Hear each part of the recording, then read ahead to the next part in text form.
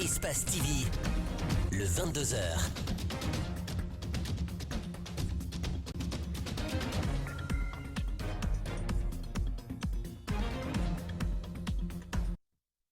Mesdames, Messieurs, bonsoir. Merci de suivre Espace TV et bienvenue aux 22h. Voici tout de suite le sommaire de ce journal. Le gouvernement dirigé par le Premier ministre Ibrahima Kassori Fofana démissionne. Cela s'est produit ce vendredi selon un communiqué de la présidence. Le chef de l'État a accepté cette démission et instruit le Premier ministre de gérer les affaires courantes jusqu'à la formation d'une nouvelle équipe gouvernementale. La seule loi applicable en Guinée sur les délits de presse, c'est la loi sur la liberté de la presse et non le code pénal, assure le ministre de la Justice devant les associations de presse qui dénoncent la condamnation de 3 journalistes sur la base du code pénal. Et puis enfin, Covid-19, le président de la République proroge l'état d'urgence pour un mois encore sur le terrain. Les citoyens restent divisés sur l'application de cette décision.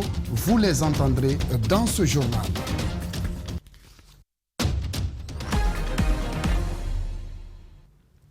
Voilà pour le sommaire de ce 22h. Soyez les bienvenus. C'est désormais officiel. Le Premier ministre, Dr Ibrahima Kassori Fofana, a remis la démission du gouvernement au président de la République. Cela s'est produit ce vendredi. Selon un communiqué de la présidence, les citoyens saluent la démission du gouvernement et espèrent que le nouveau pourra relever les défis de la bonne gouvernance, notamment l'emploi jeune, les infrastructures routières et le maintien de la paix. Suivez quelques réactions recueillies par nos reporters Alseni Bari et Abdoulaye Kamara. C'est normal, ça fait partie de la Constitution que le gouvernement démissionne. Parce qu'à chaque fin d'année, à chaque fin de mandat du président, après quand on organise les élections, c'est normal que le gouvernement démissionne afin de réorganiser un autre gouvernement afin que le pays puisse aller en avant. J'attends beaucoup de choses du nouveau gouvernement parce que déjà, nous-mêmes, nous savons que comment est l'état du pays actuellement. Rien ne va. Il y a la cherté des choses, il y a la dureté. Parce que moi-même, étant un étudiant sortant de l'université de Kangan, je suis dans un kiosque de Guinée Games. Ce n'est pas ma place de rester là-bas. Ma première réaction à propos de ça, j'ai pensé automatiquement qu'avec le nouveau gouvernement qui sera en place, il y aura un petit changement quand même. Parce que l'ancien qui était là, vraiment ils ont fait leur mieux. Mais quand on prend les résultats, ils n'ont fait que 30%. Donc les 70%, pour moi, ils n'ont pas réalisé. Donc quand j'ai suivi ça, j'étais vraiment... Il y a l'espoir maintenant. Ce n'est pas surprenant et je ne m'attends pas à quelque chose de nouveau. Je me dis que ce sont les mêmes personnes qui ont toujours été reconduites, donc je m'attends quasiment à rien. Le nouveau gouvernement, j'attends seulement du changement. Parce qu'on dit que le changement, ce n'est pas un mot, mais plutôt un comportement. Pour qu'il y ait la création de l'emploi pour les jeunes. Parce qu'il y a assez de jeunes qui sont présentement en Guinée. La Guinée a besoin d'infrastructures, par exemple les autorails. Le monde est planétaire maintenant. Les voies, il y a assez d'années, les voies ne sont pas bitumées. Donc le développement, c'est à travers les infrastructures. Sans infrastructure, il n'y a pas de développement. Voilà quelques réactions des citoyens de la capitale suite à la démission du gouvernement dirigé par Ibrahima Kassori Fofana. Et là-dessus, vous avez écouté et entendu les attentes de ces citoyens. Et puis, dans un décret lu ce soir à la télévision d'État, le président de la République a reconduit Ibrahima Kassori Fofana dans ses fonctions de Premier ministre. Nous reviendrons sur cette information dans nos prochaines éditions. La seule loi applicable en Guinée sur les délits de presse, c'est la loi sur la liberté de la presse et non le code pénal, assure le ministre de la Justice lors d'une rencontre ce vendredi avec les associations de presse. Ces dernières protestent contre la condamnation de 3 journalistes par le TPI de Kaloum sur la base du code pénal. Le ministre de la Justice a rassuré les hommes de médias sur la ferme volonté de son département à rétablir la vérité dans cette affaire. Explication Bernard Koundouno, Ibrahima Souri Kamara. C'est une rencontre dont l'objectif des responsables des associations de presse était d'attirer l'attention du ministre de la Justice sur la condamnation le 13 janvier dernier de 3 journalistes par le tribunal de première instance de Kaloum sur la base du code pénal guinéen.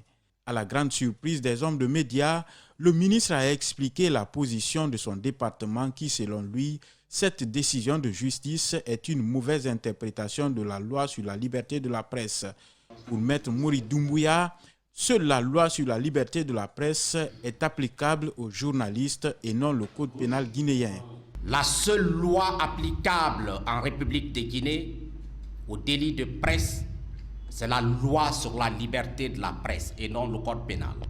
Le ministre rassure la bonne volonté du gouvernement guinéen à travers son département à désormais faire respecter la loi sur la liberté de la presse en Guinée.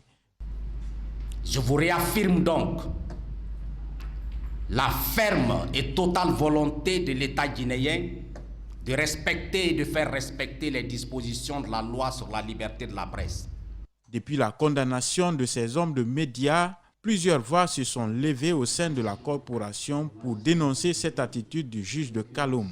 À date, le ministre dit avoir pris ses responsabilités pour rétablir la vérité dans cette affaire. Nous avons déjà instruit le parquet de Kaloum de faire une déclaration d'appel contre la décision condamnant 3 journalistes sur la base des dispositions du code pénal.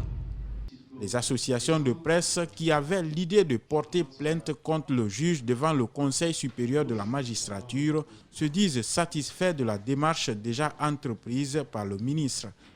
Nous estimons qu'il n'est plus opportun de faire une quelconque plainte. Nous nous remettons à votre sagacité. Le ministre de la Justice a enfin annoncé la mise en place d'une chambre correctionnelle la semaine prochaine pour corriger toutes les erreurs d'interprétation de la loi par la justice dans le dossier. Restons dans le domaine judiciaire. Le barreau de Guinée a procédé ce vendredi à la présentation des vœux de nouvel an à son nouveau bâtonnier ainsi qu'aux membres du Conseil de l'Ordre. Maître Djibril Kouyaté, nouveau bâtonnier, promet de se mettre au service de tous. Il appelle par ailleurs ses collaborateurs à faire preuve de professionnalisme dans l'exercice de leurs fonctions. Justin Leno, Aboubakar Kekebangoura nous signe le compte-rendu de cette cérémonie. C'est désormais un rituel. Le barreau de Guinée s'engage à présenter chaque année les vœux de nouvel an à son bâtonnier. À cet effet, c'est Maître Djibril Kouyaté, nouveau bâtonnier de l'Ordre des avocats, qui est à l'honneur cette année. Il n'y a aucune raison que chaque année, nous présentons des vœux de nouvel an à tous les chefs de juridiction et qu'on n'en présente pas à notre première autorité. Et d'ailleurs, c'est ce qui se passe dans les autres barreaux du monde entier, notamment les barreaux qui sont de tradition francophone. Voilà pourquoi nous avons décidé de soutenir notre bâtonnier, lui présenter les meilleurs vœux. La cérémonie a regroupé l'ensemble des membres du Conseil de l'Ordre des avocats de Guinée. Il le fallait car Djibril Kouyaté a tout le mérite d'être à la tête du barreau de Guinée selon ses pairs. Pour preuve, il a été élu le 21 décembre 2018 et reconduit récemment à l'issue d'un vote organisé par ses pairs. Je lui demanderai d'avoir beaucoup d'abnégation, beaucoup de sagesse et aussi être à l'écoute des avocats parce que vous l'avez entendu dans la salle, qu'il est d'abord l'avocat des avocats avant d'être un plaideur lui-même. Donc c'est d'être auprès des avocats et de veiller à ce que le fonctionnement du barreau ne transgresse pas. Pour l'actuel bâtonnier, ce geste du Conseil de l'Ordre des avocats est un énorme renouvellement de confiance. Djibril Kouyaté se réjouit et promet de ne jamais se soumettre aux réprobations morales à la tête du barreau de Guinée. Moi qui assume de nos jours cette tâche singulière, née en d'autres temps, je me dois de veiller à ce que notre barreau soit en constante évolution pour répondre aux défis de notre époque.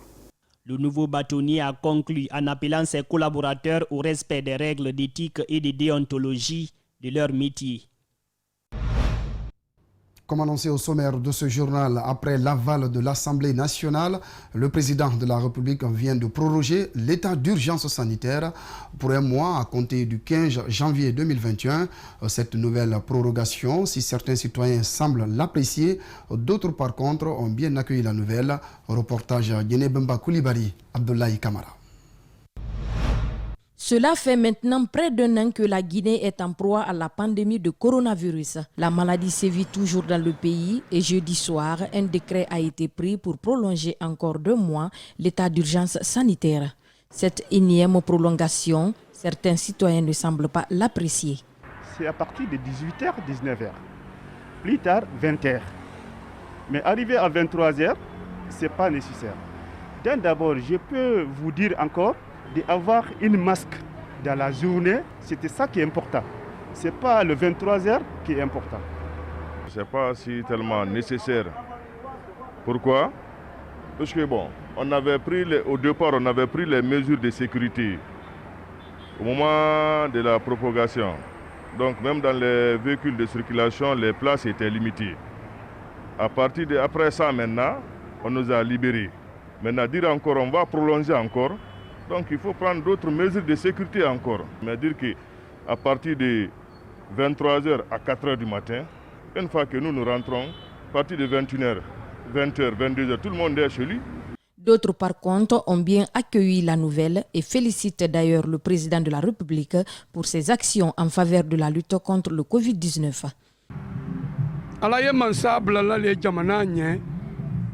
Dieu confère son pouvoir à une personne pour que cette dernière soit suivie par son peuple dans le bon sens. Même si le président dit de prolonger encore pour 1 an, nous sommes d'accord. Alpha dit de prolonger pour éviter la propagation de la maladie. S'il nous dit de porter les bavettes, il n'a qu'à nous aider à avoir ces bavettes.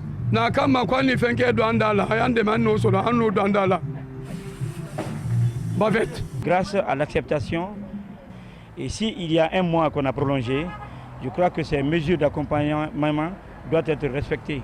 À leurs yeux, il faut davantage renforcer la vigilance et les mesures barrières que de nombreux citoyens ne respectent plus. À ce jour, le pays compte plus de 14 000 cas confirmés et 81 décès.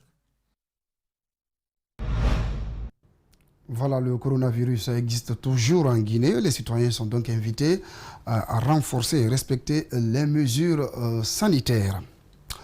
L'intercentrale de l'éducation dit avoir pris des contacts avec les autorités pour le paiement de la subvention des trimestres 3 et 4 de l'année 2020. Cette convention concerne les institutions d'enseignement supérieur et des centres de recherche scientifique.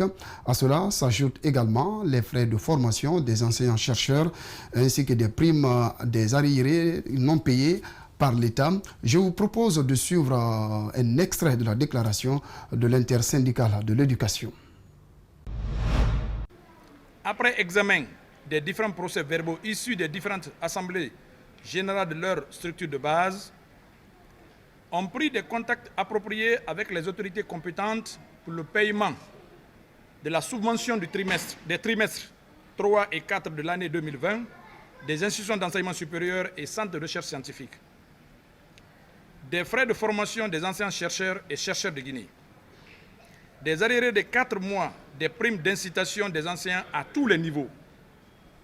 Après les fructueux échanges que les bureaux exécutifs nationaux ont eus avec ces autorités à tous les niveaux, elles ont, dans leur ensemble, demandé de leur accorder une période moratoire jusqu'à la date du jeudi 21 janvier 2021 pour la satisfaction des revendications et la reprise des négociations autour des protocoles d'accord du 14 mai 2019 pour le syndicat national autonome de l'enseignement supérieur et du 28 janvier 2020 pour les autres structures. Conscient de la maturité et du niveau de réflexion qui vous caractérise, les bureaux exécutifs nationaux vous demandent qu'on leur accorde cette période moratoire. Passé ce délai, les structures syndicales de l'éducation seront dans l'obligation de faire valoir leurs droits par les moyens légaux pour l'atteinte des objectifs visés. Journée porte ouverte de l'Office national du contrôle de qualité. Parmi les invités, les opérateurs économiques. Le Premier ministre, chef du gouvernement, a montré un air satisfait hier lorsqu'il a visité les nouveaux équipements de l'Office national du contrôle qualité. Les industriels sont moins enthousiastes, mais se disent encouragés par la suite des opérations. On fait le point avec Mamadou Sadio Baldé et Lamine Silla. Les résultats d'analyse posaient des soucis aux industriels. Mais avec le renouvellement des installations et la remise à niveau de son personnel, la mutation de l'Office national du contrôle qualité est palpable. Et nous sommes vraiment rassurés par rapport aux résultats qui sortiront de ces labos. Parce qu'on a vu un personnel vraiment jeune, un personnel qui est très bien formé, avec des appareils très modernes, donc qui ressemblent vraiment aux appareils qu'on a dans nos différents labos. Donc là, on pense qu'avoir un résultat vraiment qui sera satisfaisant, contrairement à ce qui se passait avant. Désormais, les opérateurs vont se rabattre sur l'ONCQ pour confronter les résultats d'analyse. Jusque-là, les échantillons étaient acheminés à l'extérieur. Le plus difficile commence alerte et invité. Encouragé parce qu'on était obligé de faire appel aux laboratoires qui sont hors de la Guinée, au Maroc, en Tunisie et en France. C'est maintenant que le gros du travail commence. Il faut fournir un grand effort encore pour la maintenance de ces appareils, pour l'approvisionnement continu des réactifs et surtout la formation continue du personnel. C'est très important. Le directeur des GMC, lui, parle d'outils qui devraient grandir et évoluer. Une étape déterminante est franchie, dit-il. On a un bel outil qui va évoluer, qui va permettre aux opérateurs quand même d'avoir une finesse dans l'analyse de leurs produits, qu'ils soient organiques ou minéraux. En plus, ça va permettre également de mieux contrôler les produits sur le marché, produits importés, d'épauler nos services de douane. Pour le bien des citoyens et la compétitivité des produits, le président de l'Union des consommateurs invite les opérateurs à soumettre leurs marchandises au test. Nouveaux équipements pour le service contrôle qualité, c'est du pain béni. Pour l'Union des consommateurs de Guinée, pour la population. Sur tout un autre plan, le différend qui oppose l'archevêque de Conakry et l'ONG Foyer de l'Espérance SOS mineur date de plusieurs années. Après plusieurs batailles judiciaires, la Cour d'appel de Conakry vient de trancher en faveur de l'archevêque en application de cette décision judiciaire. Les 25 enfants et encadreurs qui occupent le Foyer de l'Espérance ont été expulsés ce vendredi matin, mais l'ONG compte se pourvoir en cassation. Mamadou Kalisso, Lamine Silla. Cet endroit était un Eldorado terrestre pour ces enfants dont l'âge varie entre 5 et 16 ans. Il devient un foyer de tension. Ce vendredi matin, en application d'un arrêt rendu par la Cour d'appel de Conakry, ils ont été déguerpis. Le désespoir est immense. Tout le monde est désemparé là. Quand vous êtes dépassé, c'est Dieu que vous invoquez. Nous, on invoque d'abord les hommes. On dit à tous ceux qui sont des patriotes, dans ce pays, à commencer par vous, les jeunes journalistes, de dire la vérité, de chercher la vérité, de fouiller. Il y a de très bons enquêteurs qui peuvent découvrir là où l'archevêché nous a blousés. Là où l'archevêché et sa mafia nous ont induits en erreur, nous ont manipulés au point de se substituer à nous. C'est une mafia qui est à l'œuvre à l'archevêché de Conakry. Ce n'est pas des chrétiens. L'ONG Foyer de l'Espérance SOS mineur occupe cet espace depuis 2000.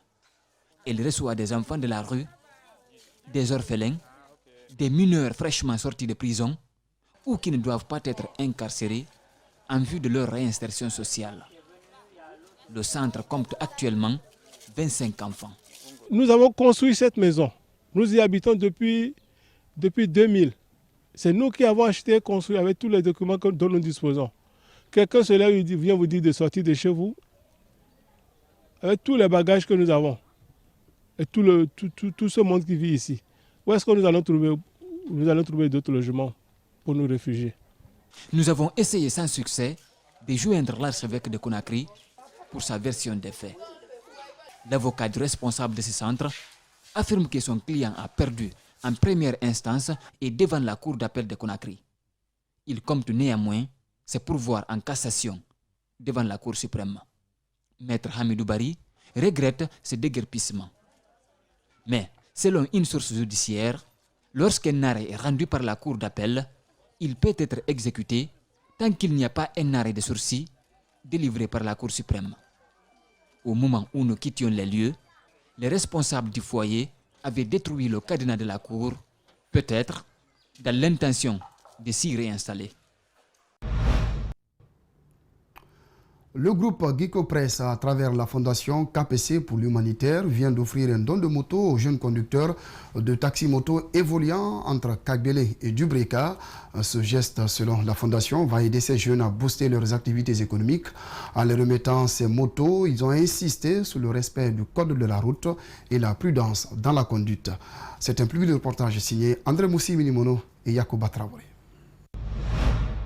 C'est un don composé de 10 motos, 200 gilets, 50 casques et une somme de 10 millions de francs. À travers ce don, La fondation KPC pour l'humanitaire veut accroître le revenu de ces jeunes qui s'investissent dans la conduite de mototaxis dans la préfecture de Dubreka. Il faut savoir que la Fondation KPC pour l'humanitaire a comme principal objectif le développement socio-économique de la Guinée. Donc c'est tout à fait normal que M.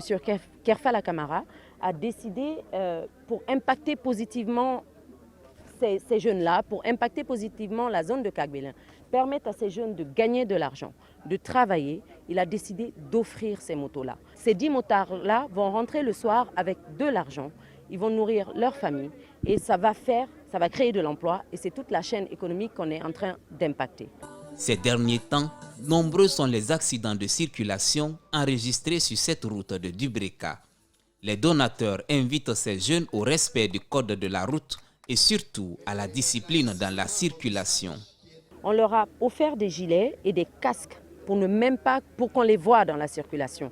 Ça déjà, c'est une manière pour nous de participer à la sensibilisation, c'est une manière pour nous de leur dire faites attention dans la circulation. Et je pense qu'ils sont assez conscients aujourd'hui pour respecter le code de la route. Les bénéficiaires de ces dons n'ont pas manqué d'éloges envers le PDG du groupe Guico Press et sa fondation.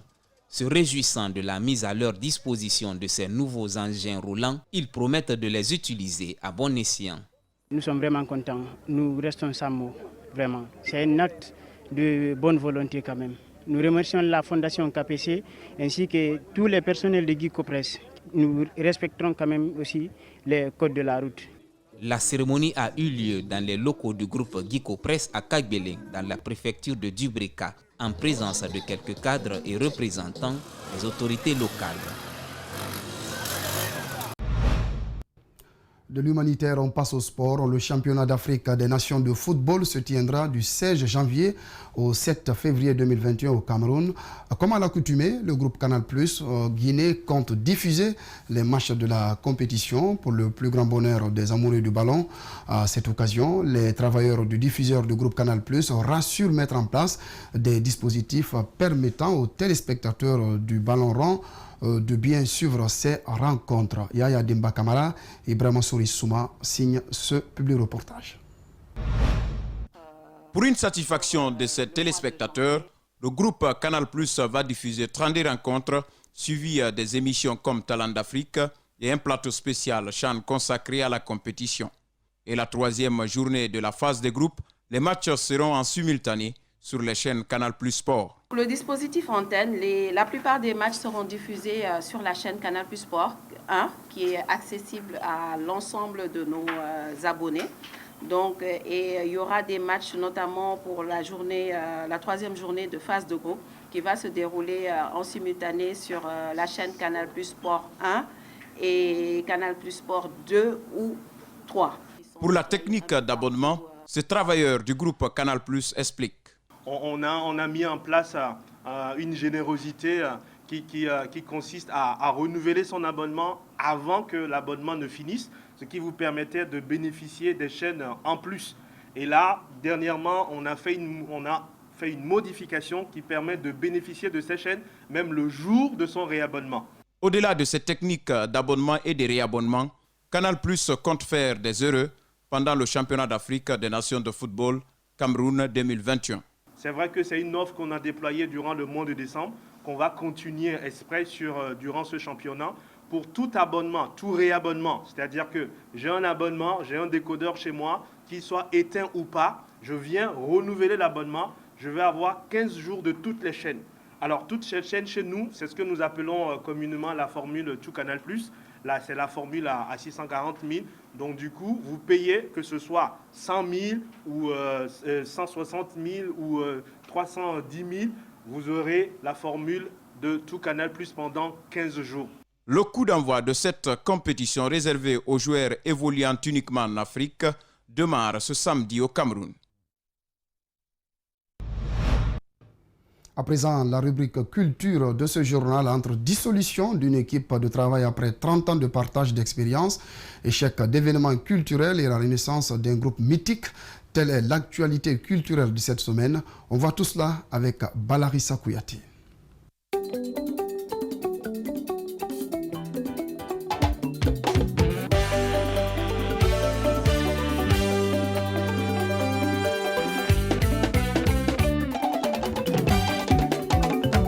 Bonsoir à tous et merci de suivre avec nous l'actualité culturelle d'ici et d'ailleurs. Les premières infos et les premières audiences sont au rendez-vous.